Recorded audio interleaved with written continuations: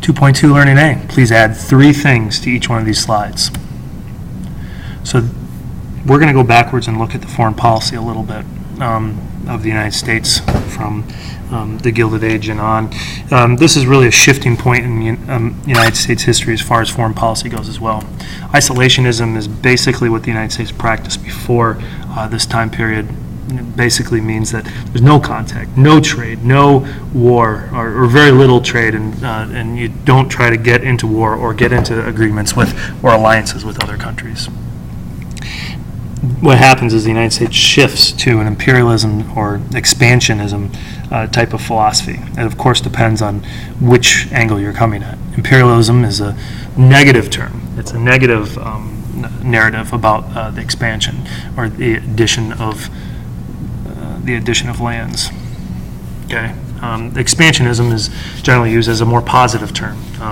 So it looks at these things as more of a happy and impressive accomplishment instead. So what we talk about is the 3 M's of rewards when we interact with other countries. These are the 3 motivations that the United States is getting from dealing with other countries. One is materials, raw materials, things like sugarcane or trees or fish or gold or oil, anything that can be used to produce something. The second thing is markets. Markets are just people that are willing to buy your stuff. So the United States always, if you look at modern United States, our companies are always trying to get into China and sell the 1.5 billion people or 1.6 billion people, whatever it is that they're trying to sell, because it's a big market. And the last thing is military bases. Military bases secure markets and materials. The first place that we basically purchase or expand to during this time period is Alaska. Alaska was pursued before the Civil War, but the purchase of Alaska from Russia was pursued before the Civil War, but it ended because of the Civil War. After the Civil War, an expansionist named William Seward, who was the Secretary of State, the foreign policy guy in the executive branch, he renewed his talks with Russia to purchase Alaska. He actually negotiated a pretty good price, 2.5 cents per acre. It's ridiculously good, actually. So he purchased it.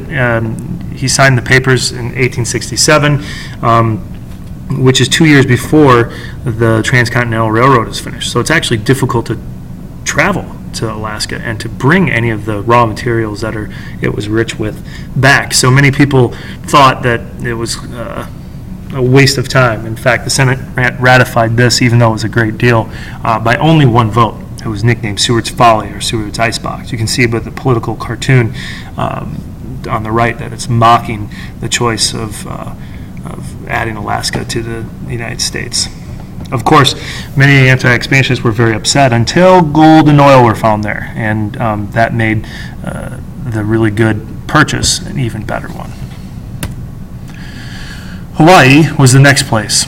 Hawaii is the southernmost point of the United States today, so its tropical climate and really rich soil brought on by volcanic ash made it a really great place to grow fruit and sugarcane.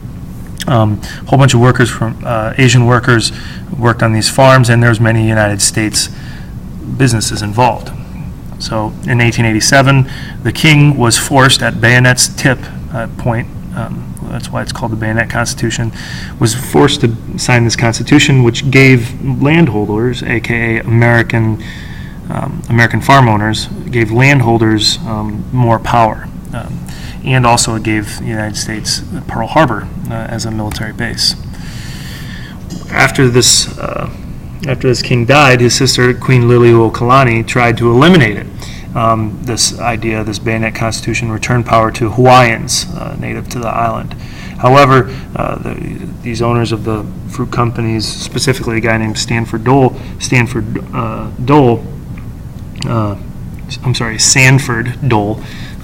he decided to not allow that to happen. So he ordered the military that was positioned at Pearl Harbor to take over Hawaii.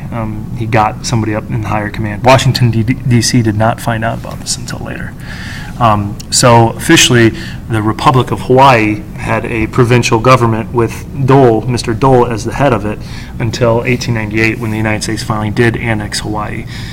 It was an embarrassment to the administration at the time. Next is China. China was a traditionally isolationist country, but it had huge numbers of people. So many other countries got into China. You can see on the left, France, Britain, Germany, Japan, and Russia all had what's called spheres of influences, which are just places where those countries could sell their things without conflict with other countries. In 1889, Secretary of State John Hay, again the foreign policy person in the executive branch, announced an open door policy that essentially said, hey, everybody can sell stuff everywhere. The Boxers, one of which is pictured on the bottom left here, did not like this. They were isolationists. They did not want foreigners in their country. So they protested loudly until it reached its boiling point where there was an actual Boxer rebellion. That's when this group decided to go around and start destroying foreigners' businesses.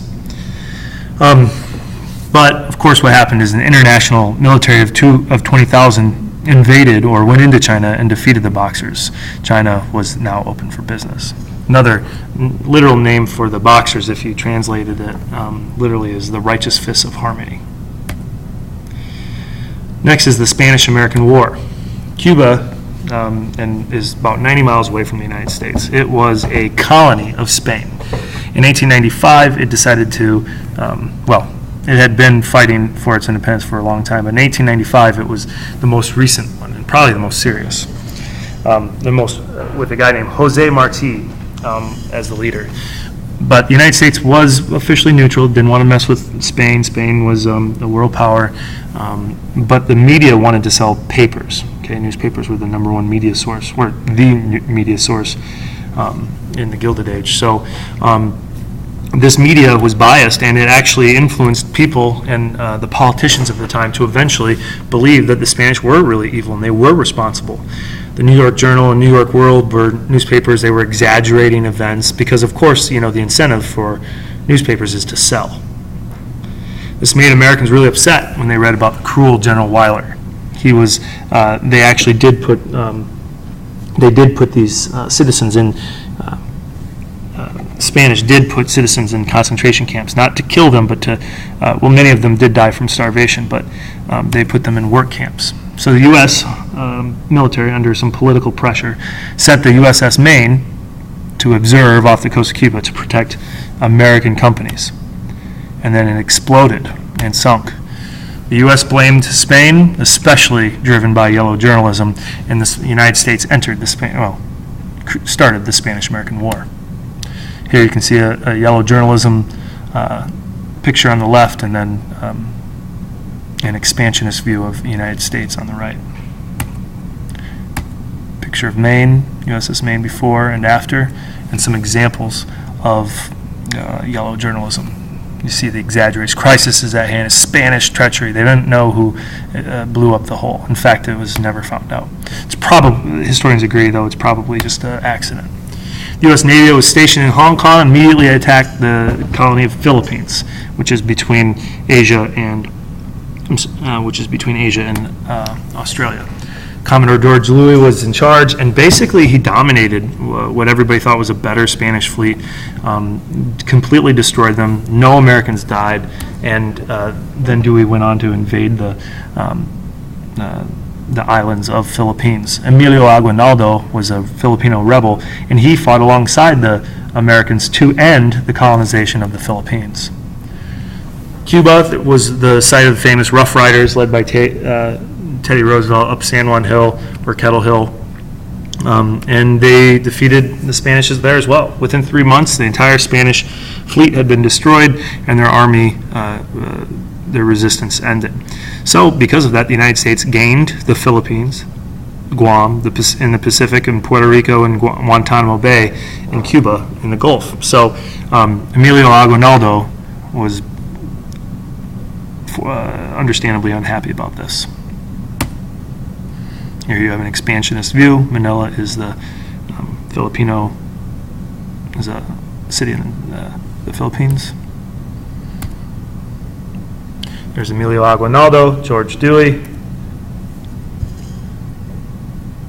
and then there's the Rough Riders with the future President Teddy Roosevelt leading them. Here you can see how close Cuba is to the United States. And here you can see where the Philippines are in relationship to China and Australia. In the Philippines, annexation of them was hotly debated. It was ultimately decided that the United States would not annex them as a territory, but America did control them for 50 years. People wanted to spread American values, wished to have a valuable neighbor base near Asia. This was, the idea of the Philippines not being very civilized, and we're trying to help them. Of course, anti-imperialist league groups formed the Anti-Imperialist League.